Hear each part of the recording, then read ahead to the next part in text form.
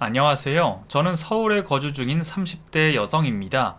이곳이 익명이 보장된다는 얘기를 듣고 사연을 쓰기로 결심을 했는데요.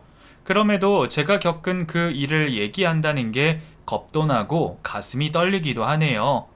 조심스러워하는 것을 보시고 예상을 하시겠지만 제가 하려는 이야기가 좋은 얘기는 아닙니다. 팍팍한 세상에 좋은 얘기로 인사를 드렸으면 더 좋으련만 제 인생에서 가장 끔찍했던 그 이야기를 전하게 된 것이 괜히 죄송스럽기도 하네요. 그래도 묻고 넘어가기에는 너무나 큰 사건이라는 생각에 저도 털어놓으며 마음을 비우고 또 혹시나 도움이 되실 분이 있을 수도 있지 않나 싶어 사연을 보내봅니다. 저의 사연을 시작하려면 그 사람과 제가 만났던 그날의 일부터 이야기를 시작해야겠네요.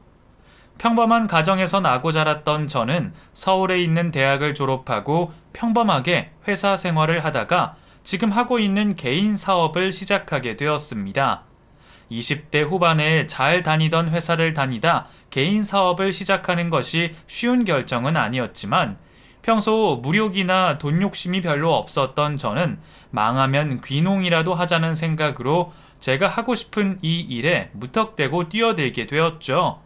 새로운 일을 시작해서 그런지 그때의 저는 마음가짐도 행동도 평소와는 많이 달랐었던 것 같아요. 그래서 평소에 저였다면 나가지 않았을 초등학교 동창회를 나가게 되었죠. 사실 저는 동창회를 나가본 적이 한 번도 없었고 그런 모임이나 동창회를 좋아하는 편은 아니었어요. 하지만 그때는 그런 자리가 불편하더라도 꼭 나가야만 하는 이유가 있었습니다. 그건 바로 한 친구의 소식 때문이었죠. 초등학교 시절 저와 몇 번이나 같은 반 짝꿍이 되었던 현준이는 제가 잊지 못하는 첫사랑이었습니다. 부잣집 외동아들이라 그런지 또래 남자아이들답지 않게 늘 깔끔하고 단정한 모습에 넉넉한 형편에도 늘 겸손하고 착했던 현준이는 공부도 잘하고 다정했기에 저는 그런 현준이를 금세 좋아할 수밖에 없었어요. 1학년 때 같은 반 옆자리 짝꿍이 되었던 그때부터 저는 현준이를 좋아하게 되었고 그 마음은 같은 학교를 다녔던 6년 내내 이어졌습니다. 소심한 저의 성격 탓에 고백 한번 해본 적은 없었지만 저희에게는 나름 잊을 수 없는 추억들이 많았어요. 현준이가 초등학교를 졸업하며 미국으로 유학을 떠난 뒤로 소식이 끊기면서 이제는 시간도 너무 많이 지났고 제 스스로도 어릴 적 풋사랑이라 다 잊고 있다 생각했는데 그 친구의 이름을 다시 듣고 나니 동창회를 나가지 않을 수가 없겠더라고요. 그렇게 저는 현준이를 만나기 위해 졸업한 지 15년 만에 초등학교 동창회를 나가게 되었습니다. 솔직히 동창회 날이 되기 직전까지 혼자 얼마나 고민이 많았는지 모릅니다. 그 친구가 그 시절 서로의 정겨운 짝꿍이었고 저의 첫사랑이었다고는 하지만 고백 한번 해보지 못했던 저의 짝사랑이었고 미국으로 유학을 떠났던 그 친구는 이미 한국에서의 생활과 저를 다 잊은 지 오래였을지도 모르는 일이었으니까요. 그런 와중에 저 혼자 15년 전 추억을 품고 그 자리를 나가는 게 맞는 건지 무척이나 고민이었습니다. 하지만 그때의 저는 평소보다 적극적이었고 그 친구가 저를 기억하지 못하더라도 그동안 어떻게 자랐을지 얼굴이라도 한번 보자는 심정으로 용기를 내었죠. 평소답지 않게 미용실까지 들려 잔뜩 꾸미고 동창회에 간 저는 오랜만에 만나는 친구들에게 환영 인사를 받았습니다. 소극적이고 조용했던 탓에 저를 기억하는 친구들이 별로 없을 줄 알았는데 오래간만에 만남에도 다들 저를 알아봐주고 기억해줘서 고맙더라고요. 그래서 제가 기다리고 있던 그 친구도 저를 반겨주지 않을까 내심 기대를 했습니다. 다른 친구들의 환영에 용기가 생겼던 저는 이미 자리에 도착해 있던 그 친구에게 먼저 다가가 인사를 건네게 되었죠. 현준아, 박현준, 나 기억해? 나 김나리야. 야, 나리야. 잘 지냈어? 와, 야, 이게 얼마만이야? 다행히 저를 알아봐주고 반갑게 인사를 건네주는 현준이를 보며 저는 안도의 한숨을 내쉬었습니다. 못 봤던 사이 현준이는 많이 자랐고 예전 모습이 남아있기는 했지만 왠지 제가 상상하던 모습은 아니었어요. 예전에 통통하고 순한 인상은 온데간데 없이 완전히 어른이 되어 있더라고요. 그럼에도 얼핏 보이는 어릴 적 모습에 저는 낯선 기분보다는 반가운 마음이 훨씬 더 앞섰습니다. 와, 현준아, 너 정말 많이 달라졌다. 길에서 봤더라면 못 알아봤겠어. 아, 내가 살이 많이 빠졌지? 미국 가서 고생을 많이 해서 그런가 봐. 그러게. 너 미국 간 뒤로는 우리 처음 보는 거지? 언제 들어온 거야? 이제는 한국에서 지내는 거야? 돌아온 지는 좀 됐어. 미국에서 대학 졸업하고 바로 들어왔거든. 그렇구나. 그럼 들어왔으면 동창회 나오거나 나한테 연락이라도 하지 그랬어. 내가 헤어지던 날 이메일 주소 적어줬잖아. 나 그 주소 아직도 안 바뀌었는데 넌 어떻게 미국 가서 연락 한 통이 없었니? 우리가 그래도 몇 번이나 짝꿍이었는데 섭섭하더라. 아, 그랬나? 아, 미안. 아, 그땐 나도 미국 가서 적응하고 그런다고 정신이 없었나 봐. 하긴 그건 그렇겠다. 그럼 지금은 한국에서 아주 잘 지내는 거야? 무슨 일 하고 있어? 뭐 당분간은 한국에서 있을 것 같아. 뭐 나야 뭐 그냥 이것저것 바쁘지. 아, 그나저나 나리 너는 어떻게 지냈어? 이제 나도 네 소식 좀 물어보자. 어머, 내가 너무 질문만 했구나. 아, 미안해. 아, 반가워서 나도 모르게 너무 내 할 말만 했네. 뭐 나야말로 별일 없었지 뭐. 그냥 평범하게 대학 나오고 회사 생활하다가 얼마 전에 개인적인 일을 시작했어. 그래? 뭐 사업이라도 하는 거야? 뭐 거창하게 사업이라고 할 것까지는 없고 그냥 내가 좋아하는 일 해보려고 하는 거지. 너도 기억해? 내가 원래 뭐 만들고 그러는 걸 좋아했잖아. 아, 그렇지. 너 손재주 좋았던 것 같다. 기억하는구나. 사실 그때 네가 날 응원해줬던 게 많이 기억에 남았어. 현실적인 문제 때문에 미술 전공은 하지 못했지만 나이 들어서도 그 꿈을 포기를 못하겠더라고. 그래서 더 늦기 전에 시작해보자 싶어서 얼마 전에 회사를 나와서 내 일을 시작했어. 그냥 좋아하는 일 하면서 소소하게 돈 버는 거지 뭐. 아직 시작 단계이지만 그래도 시작치고는 나쁘지 않은 것 같아. 다 현준이 네 덕분이야. 네 응원 아니었으면 이런 거 해볼 생각도 못했을 거야. 아, 내가 그랬었나? 아니 뭐 그럼 어쨌든 내 덕이라는 거네? 야, 잘 되면 나중에 한턱 꼭 쏴라. 사실 제가 지금 하는 일을 시작하게 되었던 것은 현준이의 도움이 컸습니다. 저도 제 스스로 확신을 가지지 못하고 꿈을 접어두었을 때 현준이는 제가 꼭 잘할 수 있을 거라며 응원을 해주었던 유일한 사람이었거든요. 그래서 늦게나마 그 말을 떠올리며 진로를 정하게 되었었죠. 제가 현준이를 좋아했어서 그런 건지 모르겠지만 저는 현준이가 그 시절 제게 해줬던 응원과 도움의 말들을 전부 기억하고 있었는데 현준이는 그 일들이 전혀 기억이 나지 않는 듯 보였어요. 오래전 일이니 기억을 못할 수도 있다고 생각하기는 했지만 처음 듣는 말처럼 전혀 떠올리지 못하는 현준이를 보니 섭섭했어요. 아무튼 그때 네가 나 그림 잘 그린다고 응원도 해주고 너 그려달라고도 했잖아. 그때 네가 답례로 나한테 뭘 줬는지 기억해?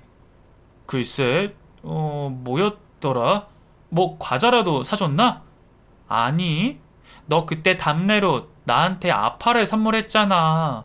어머니가 아파를 하시는데 나 주겠다고 옆에서 배웠다고. 네가 나한테 했던 말 기억 안 나? 그냥 꽃은 시들지만 아파는 계속 간직할 수 있다고 나한테 평생 간직하라 그랬잖아. 나 그거 집에 아직도 있는데. 아파? 아, 글쎄, 사실 그때는 어릴 때라서 그런지 뭐 별 기억이 잘 없네. 그렇구나. 하긴 벌써 10여 년도 더 지난 이야기니까 내가 쓸데없이 너무 자세히 기억한다. 기대했던 대화는 실망과 민망함의 연속이었습니다.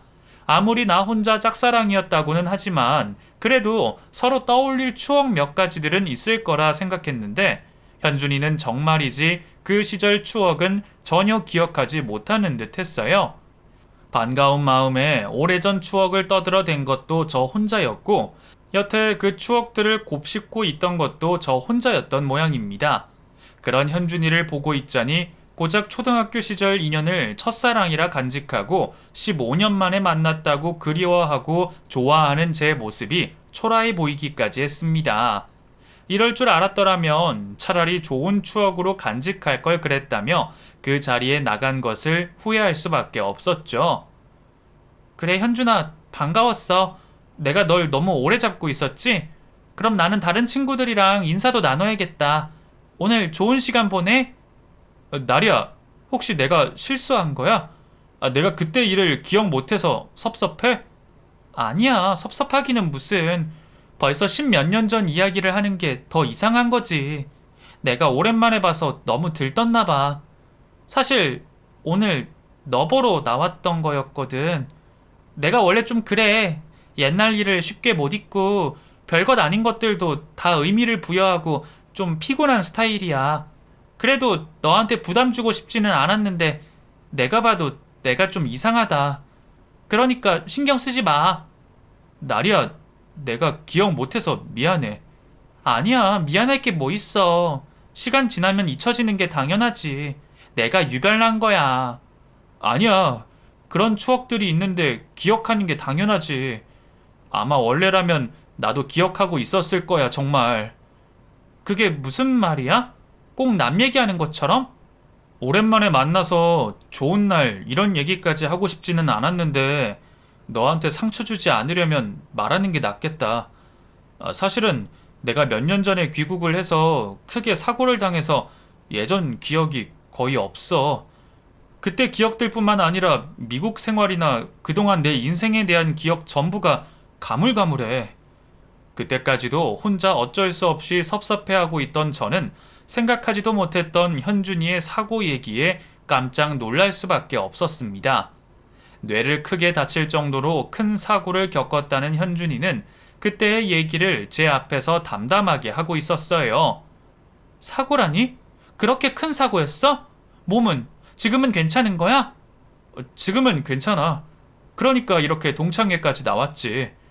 근데 사실 최근까지도 회복하느라 일은커녕 아무것도 못했어. 그래서 내가 무슨 일을 하는지 예전에 뭘 했는지 아무것도 말할 수가 없었어. 그런 일이 있었으면 진작 말을 해주지. 그것도 모르고. 오랜만에 친구를 만나고 좋은 날인데 안 좋은 얘기를 하기가 좀 그래서. 어쩌다가 사고가 난 거야? 너희 부모님이 걱정이 많으셨겠다. 지금은 정말 괜찮은 거 맞아? 그냥 차 사고였어. 귀국하고 얼마 안 돼서 그런 일이 생겨서 몇 년은 계속 재활만 했지. 부모님도 걱정이 많으셨는데 지금은 나도 많이 좋아지고 부모님도 괜찮으셔. 나 때문에 미국 생활 접고 한국에 계시다가 이제는 나 혼자 지내도 문제 없을 만큼 아주 괜찮아서 지금은 얼마 전에 미국으로 다시 건너가셨어. 몸이 회복되니까 잊어버린 옛날 기억을 떠올리고 싶더라고. 혹시라도 도움이 될까 싶어서 동창회까지 나왔는데 날이 너한테 다 들켜버렸네. 현준이의 사정 얘기를 듣자 조금 전까지 눈물 날 만큼 섭섭했던 것과 저는 괜히 미안하고 안쓰러운 마음이 더 커지게 되었어요. 저희는 그날 이후로도 종종 만나며 연락을 꾸준히 주고받게 되었습니다. 현준이가 초등학교 동창들 말고는 한국에 연고가 없던 탓에 사고 이후 연락하고 지낼 사람이 없었고 기억도 없는데 친구까지 없는 현준이가 안쓰러웠던 저는 현준이를 매일 같이 만나며 새로운 추억을 쌓아가게 되었습니다. 사실 기억을 잃고 많이 답답하고 속상했는데 날이 네가 옛날 얘기를 들려주니까 그때 기억이 떠오르는 것 같기도 하고 너무 좋다. 내가 사고 났을 때도 날이 네가 내 옆에 있어줬더라면 참 좋았을 텐데. 이제라도 있어주면 되지. 앞으로 내가 많이 도와줄게. 너무 걱정하지 마. 저희는 옛 추억들 위에 새로운 추억을 덧입히며 그렇게 연인이 되었습니다. 첫사랑은 이루어지지 않는다는 말과 달리 돌고 돌아 만나게 된 저희는 무척 행복한 커플이었어요. 가끔은 나 혼자 기억하는 추억 속에 아쉬움도 있었지만 여전히 제게는 다정한 현준이를 보며 다시 만나게 된 것만으로도 감사했습니다. 현준이는 연애를 하면서도 제게 정말 잘했습니다. 매번 데이트 때마다 꽃과 선물에 매일 밤 안부 전화를 빼놓지 않았고, 제가 혼자 어딜 가야 하는 약속이 있더라도 늘 차로 직접 데리러 와서 저를 데려다 주곤 했었어요. 어릴 적과 같이 매너 넘치고 다정한 모습에 저는 다시 한번 현준이에게 반할 수밖에 없었습니다. 매번 이렇게 데려다 주지 않아도 되는데. 고마워, 현준아. 무슨 소리야. 그럼 남자친구가 돼서 내 여자가 힘들게 걸어 다니는 걸 그냥 두고 보라고? 바쁘지도 않은데 이 정도는 해줘야지. 그래도 귀찮을 텐데 고마운 거지. 그런데 현준이, 너 차 운전하는 건 괜찮아? 괜히 나 때문에 무리하는 거 아니야? 뭘? 나 운전하는 거 좋아해. 아니, 차 사고로 다쳐서 좀 힘들어할 줄 알았거든. 오히려 잘 타고 다니는 게 다행이라 해야 하나? 어? 차 사고? 사실 한동안은 나도 힘들었어. 그래도 이겨내야겠다 싶어서 억지로 타기 시작하니까 괜찮더라고. 평생 걸어 다닐 수는 없잖아. 현준이는 그런 큰 사고를 당하고도 여전히 씩씩해 보였고 혼자서도 잘 이겨내려 노력하는 듯 보였습니다. 그렇게 혼자 고군분투하고 노력하는 현준이를 보면서 저도 옆에서 도와주고 싶다는 생각을 할 수밖에 없었죠. 서로 의지하고 지지해주며 관계를 이어나간 저희는 만남을 시작한 지 얼마 되지 않아 결혼까지 생각을 하게 되었습니다. 연애한 지 겨우 1년 만에 결혼 얘기가 진행된 것이 빠르다 생각할 수도 있었지만 저희가 모르는 관계도 아니었고 오래전 추억들과 지난 15년간의 제 그리움을 생각한다면 그리 빠른 결정은 아니라 생각이 되었죠. 저희는 서로에게 특별한 사람이었습니다. 제게 현준이는 오래도록 잊지 못했던 첫사랑이었고 현준이에게 저는 잊었던 기억을 간직해준 고마운 사람이었으니까요. 마치 드라마 속 서사 같은 저희의 만남은 서로에게 운명이라 생각되었고 평생을 함께해도 아깝지 않을 것 같았습니다. 그렇게 저희는 확신을 가지고 결혼을 약속하게 되었네요. 아쉽게도 미국에 계신 시부모님 사정 탓에 저는 시부모님을 미리 뵙지 못하고 결혼을 진행하게 되었습니다. 직접 뵙지 못하고 전화로만 안부를 전해 아쉬움이 컸는데 그럼에도 저를 받아주시고 예뻐해 주시는 시부모님을 보며 감사한 마음뿐이었죠. 다행히 결혼 준비는 어려울 게 없었습니다. 현준이가 살던 집에서 신혼을 시작하게 된 탓에 집이나 혼수를 구할 필요도 없었고 현준이 사정 탓에 하객을 많이 부르지 않으려 했거든요. 그래서 결혼 준비는 거의 할 것 없이 간단하게 끝낼 수 있었고 저희끼리 결혼식 준비를 모두 끝낸 뒤에야 미국에서 시부모님이 들어오셔서 저희는 결혼식 이틀 전에 급히 상견례를 할 수 있었습니다. 나리야, 우리가 이제야 만나다니 너무 반갑구나. 예전에 현준이가 종종 네 얘기를 했었는데 말이야. 둘이 이렇게 될 줄 어떻게 알았겠니? 아무쪼록 우리 현준이 사정 봐주고 함께 해줘서 고맙다. 앞으로도 우리 현준이 잘 부탁한다. 오래전 현준이에게서 종종 전해 들으셨는지 어릴 적 제 얘기를 기억해 주시는 시부모님께 저는 무척 감사했습니다. 그렇게 별 문제 없이 상견례도 잘 마치고 넉넉한 현준이의 형편 덕분에 결혼식 역시 남부럽지 않게 진행하게 되었어요. 현준이가 기억도 안 나는 사람들을 부르기 싫다 해서 하객이 많지는 않았지만 저희는 호텔에서 호화 결혼식을 올렸고 해외의 고급 리조트로 호화 신혼여행을 떠났습니다. 현준이는 제가 원한다면 더 큰 것을 해주고 싶어 했지만 소박한 제 그릇으로는 그것도 벅찬 행복이었죠. 그렇게 저는 학벌이며 재력이며 뭐 하나 빠지는 것 없는 남편과 저는 남부러울 것 없는 신혼을 시작하게 되었습니다. 처음 결혼 생활은 제가 기대했던 것 이상이었어요. 멀리 미국에 사시는 시부모님은 저희만 잘 살면 된다며 바라시는 것도 없고 연락 한번 하지 않으셨고 그러면서도 남편은 가까이 있는 저희 부모님에게 무척이나 잘했습니다. 저도 챙기지 않는 영양제며 건강식품들에 매번 친정에 갈 때마다 비싼 선물들을 한가득 챙겨가곤 하니 부모님이 사위 잘 뒀다고 칭찬을 아끼지 않으셨죠. 게다가 옆에서 살갑게 말도 잘하고 사위가 아니라 아들처럼 굴었습니다. 우리 가족에게도 끔찍하게 잘하며 제게도 늘 양보하고 희생적인 남편을 보며 저는 남편 하나는 참 잘 얻었다는 생각을 했었어요. 그런데 행복한 신혼이 얼마 지나지도 않고 벌써 콩깍지가 떨어졌는지 남편과 같이 지낼수록 점점 느껴지는 알 수 없는 이질감에 저는 혼란스러워지기 시작했습니다. 뭐라고 얘기를 할까요? 콕 집어 말을 할 수는 없지만 같이 지낼수록 제가 알던 현준이와는 너무 다른 모습들에 저는 쉽게 적응하기 어려웠습니다. 물론 제가 알고 있는 현준이의 모습이 사춘기가 오기도 전인 어린 시절에 불과하기는 했지만 사람의 성격은 쉽게 변하지 않는다 생각했고 연애 때 역시 어릴 적 착하고 다정한 모습밖에 보여주지 않았기에 현준이가 아무리 기억을 잃었더라도 그 본성 자체는 변하지 않았을 거라 생각했어요. 하지만 결혼을 하고 같이 살다 보니 은연중에 드러나는 남편의 다른 모습들에 저는 당황스러울 수밖에 없었습니다. 자수성가하신 시부모님 덕분에 현준이가 어렸을 적부터 넉넉하게 지냈고 여전히 재산이 많은 건 알고 있지만 너무 졸부처럼 펑펑 써대는 남편이 이상하다 느껴질 수밖에 없었어요. 멀쩡해 보이는 물건들을 지겹다는 이유로 쉽게 바꾸려고 하고 백화점에서 돈을 펑펑 써대는 모습들은 제게 실망스러운 모습이었죠.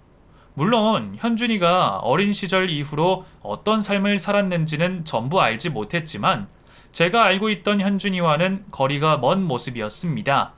게다가 돈이 많다는 이유로 소소한 갑질들을 당연하게 생각하는 모습들도 적지 않은 충격이었고요.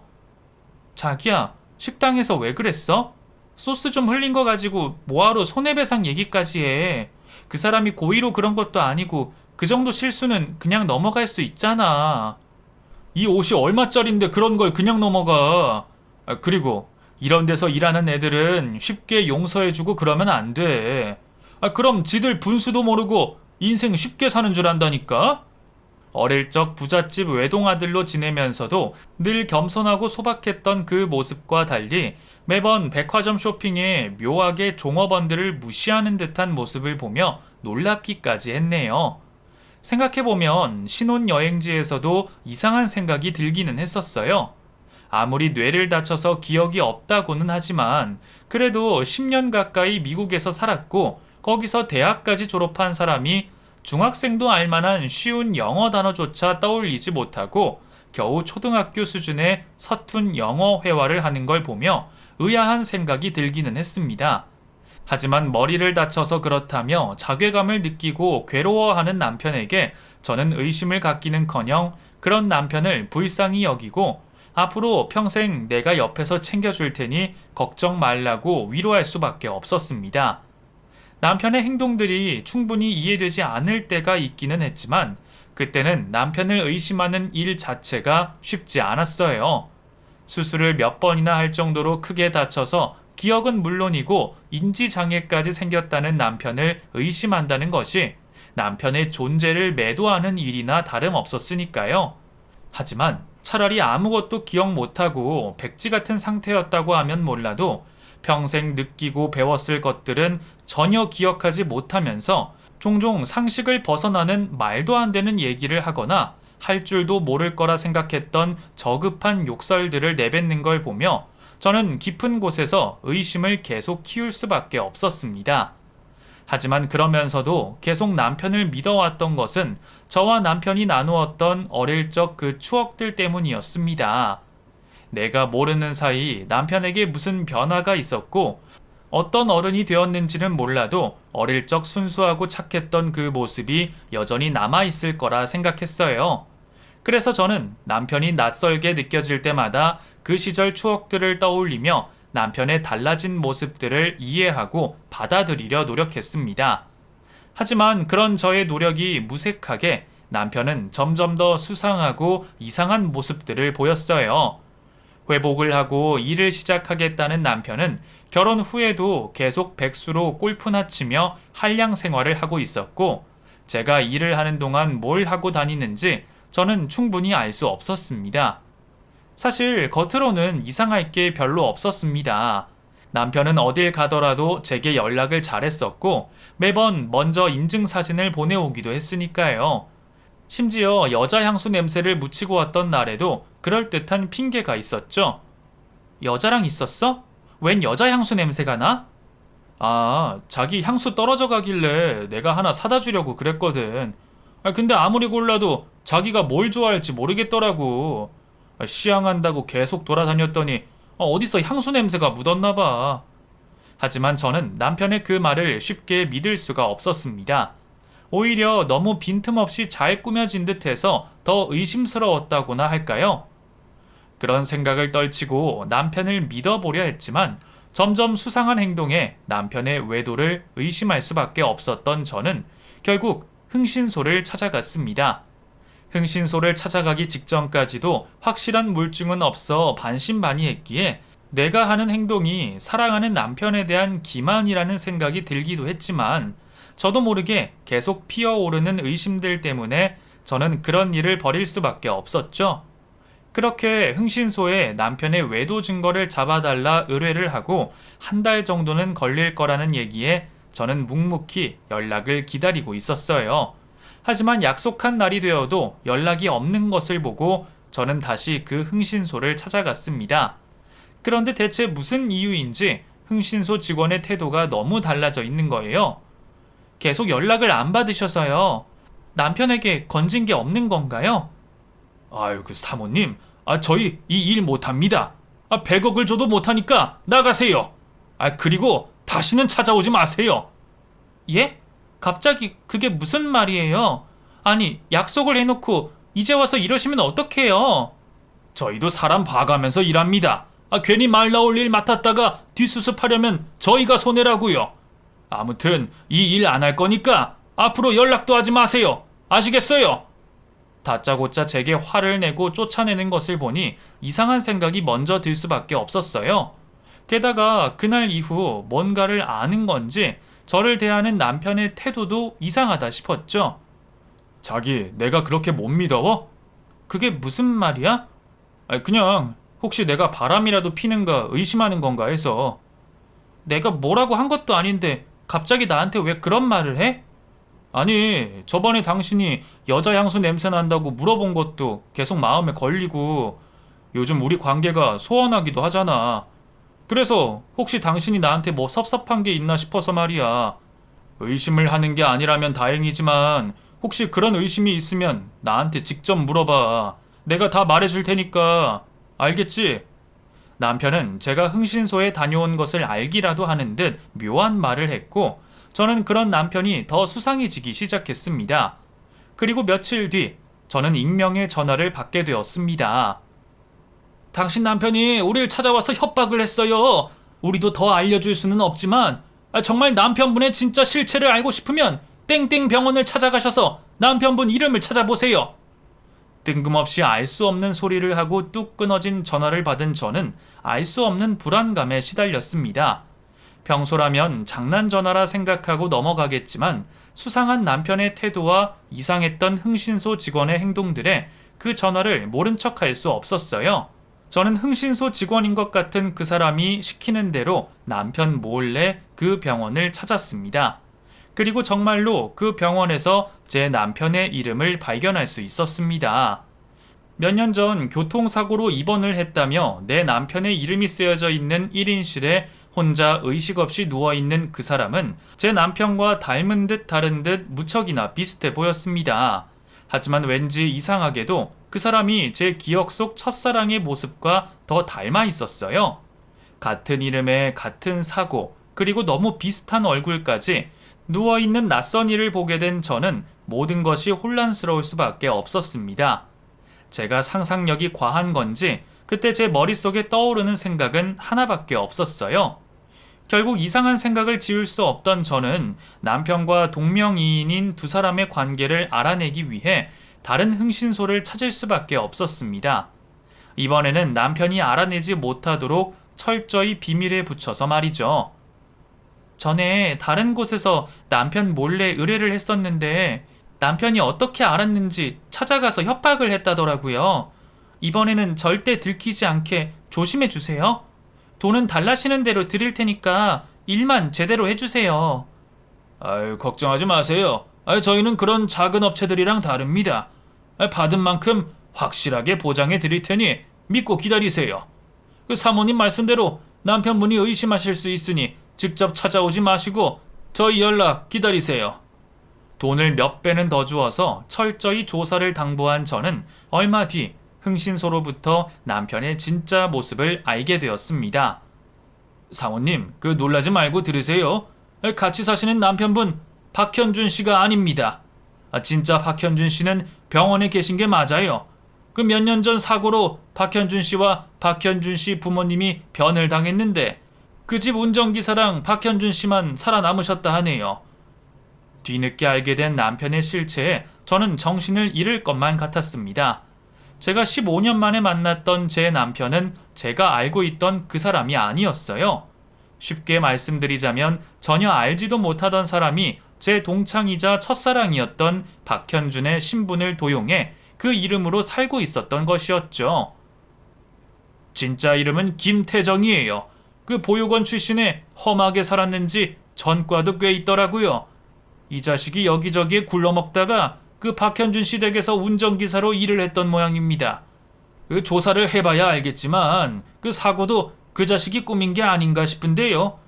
사람이 둘이 죽고 한 명이 크게 다쳤는데 그 집 운전기사였던 김태정이 중간에 내렸다네요. 그리고 곧바로 사고가 났고요. 부모님 두 분은 즉사하고 박현준 씨는 혼수 상태가 되었죠. 이게 아무래도 수상하지 않습니까? 대체 무슨 일인지는 몰라도 김태정이 그 뒤로 박현준 씨 이름으로 살아온 건 확실합니다.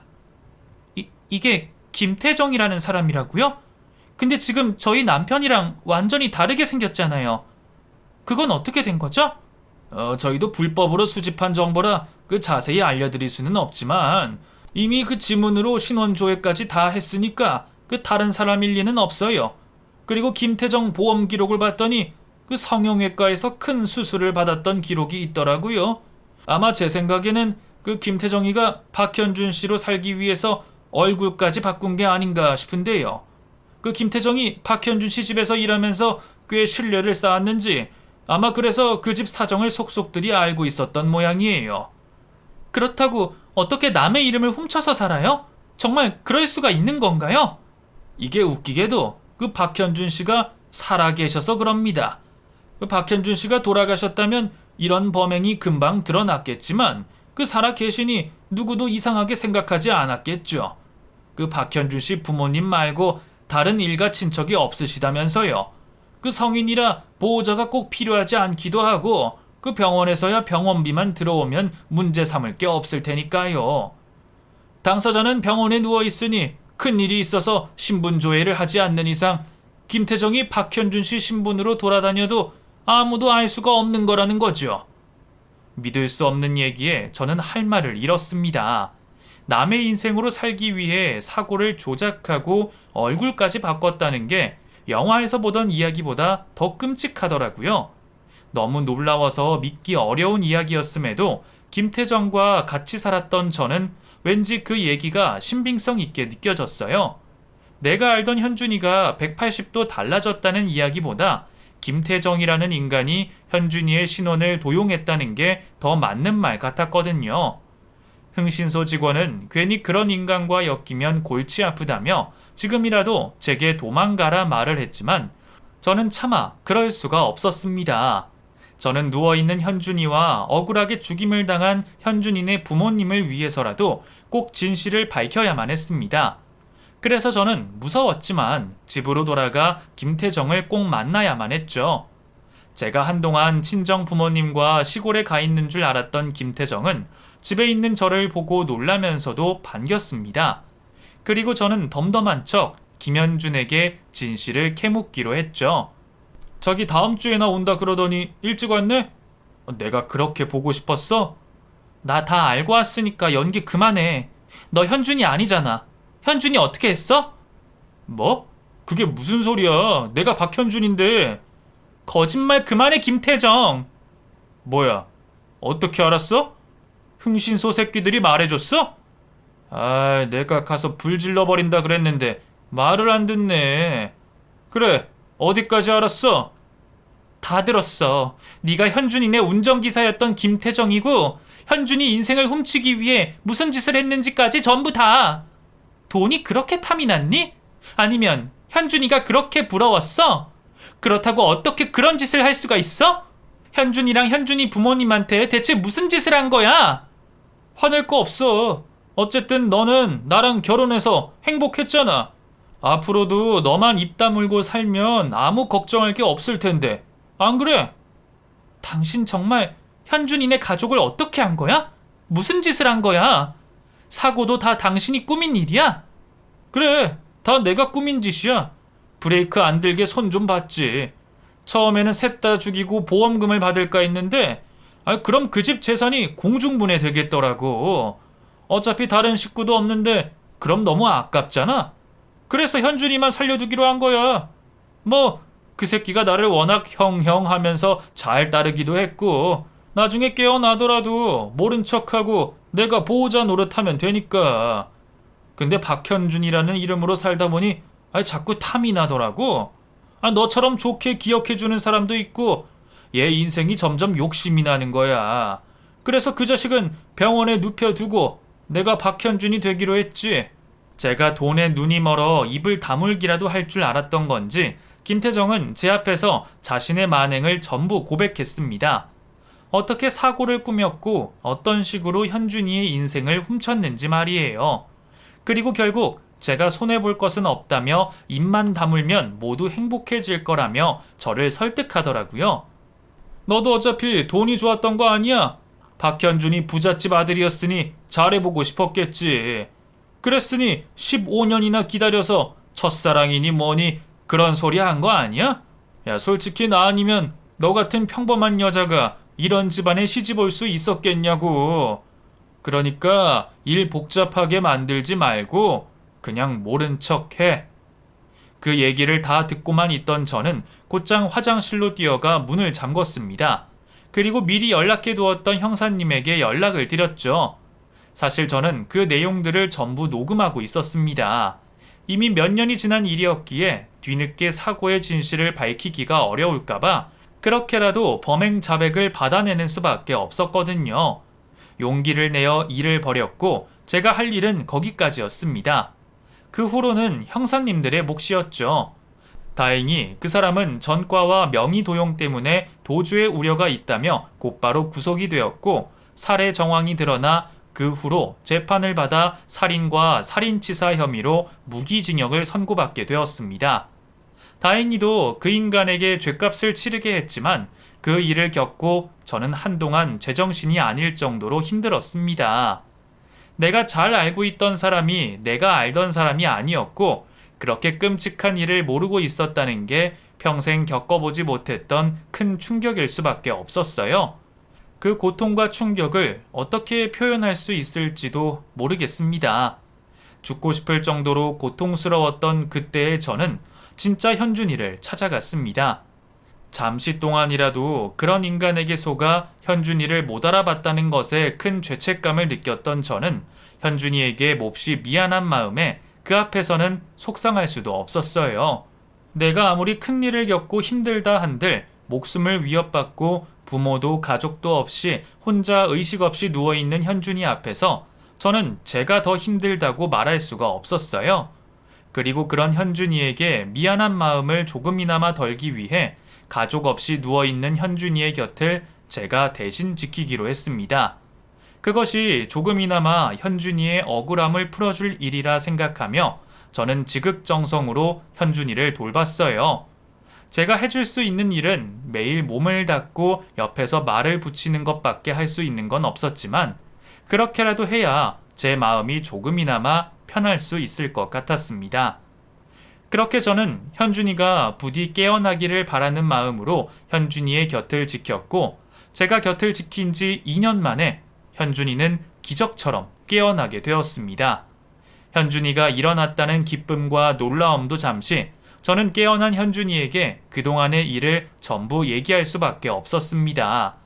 그리고 저는 늦게나마 현준이에게 용서를 빌었어요. 내가 조금이나마 현명했다면 금방 알아챘을 텐데 몰라서 미안해. 어떻게 가짜를 보고 너라고 생각할 수 있었을까? 나리야, 그게 왜 네 탓이야. 오히려 고마워해야지. 나 없이 혼자 그런 일 겪게 해서 미안하고 무서웠을 텐데 용기 내줘서 고마워. 나야말로 너한테 빚을 졌네. 내가 평생 두고두고 고마움을 갚아도 될까? 현준이는 저를 원망하지 않았습니다. 오히려 제게 고마워했죠. 제가 알던 현준이는 이런 사람이었는데 어떻게 그런 인간을 현준이라 믿었을까? 아직도 믿기지가 않네요. 그렇게 저희는 정말로 운명처럼 다시 마주하게 되었고 그제서야 첫사랑을 이루며 평생의 인연을 찾게 되었습니다. 그 후로 현준이는 재활을 거듭하며 완전히 회복하게 되었고 건강해진 현준이와 저는 제대로 된 결혼식을 올리며 꿈꾸던 결혼 생활을 하게 되었습니다. 시간이 지난 지금도 저희 둘 다 가끔 그 일을 떠올리며 악몽을 꿀 때도 있지만 저희는 평생 서로를 위로하고 지켜주며 살아갈 겁니다. 여러분들도 저희를 응원해 주세요. 감사합니다.